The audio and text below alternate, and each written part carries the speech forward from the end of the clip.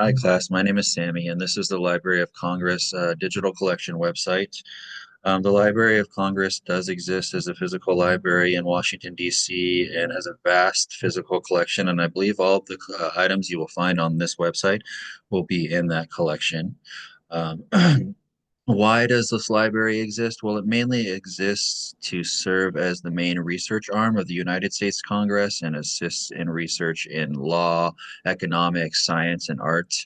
But really, this website is accessible to everyone. And I feel like because these items are so rare and unique and you can't really check them out or even view them in a library easily, this website exists to serve the needs of those looking to find those unique items that they wouldn't otherwise have access to. And I feel like that this website is set up as a discovery system, meaning it enables easy browsing because there's so many items on this website that it's very difficult to search through them all. So the fact that you can browse things easily is very helpful. If we just go back to the top real fast, I can show you that everything on in this collection is broken down into these categories. So everything you find on this website will be in one of these categories: films, audio recordings, 3D objects, and so forth. The content is mainly collected and curated by the library itself, but they do have crowdsourcing, excuse me, which is interesting, meaning you can volunteer online to review and transcribe the metadata so you can help in making these items more accessible. Again, this website is really easy to navigate. You have catalog finding aids here, so you can click on this and access the different ways you can search. Browsing, obviously, so you can browse the collections. If you don't really know what you're looking for, but you have an idea in mind, you can type something in here and then you can change it to maybe a subject. So if you want to search, you know, uh, uh, Shakespeare transcripts or something, you can type that in there and see what you can find. But so it's set up to browse for people who may be not as familiar with the technical what to do an advanced search, but it has that option for people who are looking or do know what they are looking for. So you can get very specific with your search, and change all of the, different parameters here to make it more specific, more narrow, and whatnot. So there's, the simple keyword search and then a lot more as well. There is the ability to get more information by interacting with a librarian for research and reference purposes. Other than that, let's take a look at some of the collections and see how the metadata is organized. But before we do, this is a public access site. All of this stuff is free domain. So there may be copyrights for some items, but at least it's free access, excuse me, public domain. That's what I meant to say. Okay, so let's go into a 3D object category, which I thought would be pretty cool. Really, though, it's just pictures of objects, which is about as much you can do, I guess, online. But there's a lot of cool stuff here, like these instruments. If you're looking to view these instruments, which is something you probably couldn't go to the library and easily do, you can come and find out what a accordion flute is or what an ocarina is. And so we go into this exhibit here. You can see the picture, you can view an enlarged image, you can download at a high quality JPEG format if you wanted to.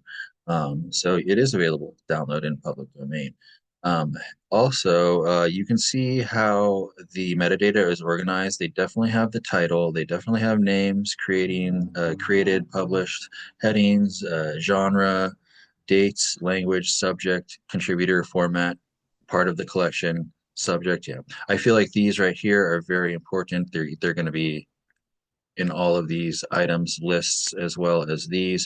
But if you also want to go down to the bottom here, you can find alternative ways of the metadata is organized. You can get the MARC record, the MODS record, or the Dublin Core record, which I feel like the way the LOC organizes their data is like the Dublin Core record. Also, there's a lot of really nice notes here, which is great because you couldn't really get these additional notes, I guess, in an exhibit. I don't know. I don't know how that works.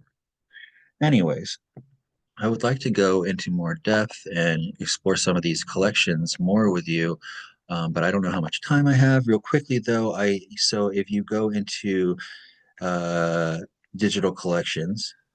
Or first, actually, let's click on this without putting anything in here. Here we can see how many items are available online, 6 million, and all items in the collection, 24 million. So if we actually click on this, these objects are in physical libraries, and it will give you like the location. I don't know if I see it on this one here. Location of that's not pertaining to where this item is. Collection number, auto additional. So this doesn't show you. Well, there was a collection number, so it's in a. You can tell that most of these are in physical libraries, and it will give you the collection number and location and some of the resources, which I don't have time to go into. But I did want to show you also, again, the vastness of this collection. If you click here to explore, it just pulls up everything that starts with A, right? So this is just the first page, and there's pages of this, pages of pages of pages. I thought this was really cool, though. Also, the Alan Lomax connection collection. So there's audio recordings on here that you can listen to. He recorded a lot of early blues and folk. So that was a highlight for me. What kind of metadata is shared? I went over that, the access policy, references, technology. I'm not going to get super into. I think I'm already running out of time, but this is a really cool website to explore. Obviously, there's data storage centers that hold all of this information, and it gets into like technical terms and things that I don't really want to go into because I probably can't explain easily. But cybersecurity is involved to protect this data and everything. But other than that, I think I've covered everything, and I encourage going to this website and exploring the collections because there are a lot of cool things on here. Civil War maps. Awesome. All right. Thank you, class.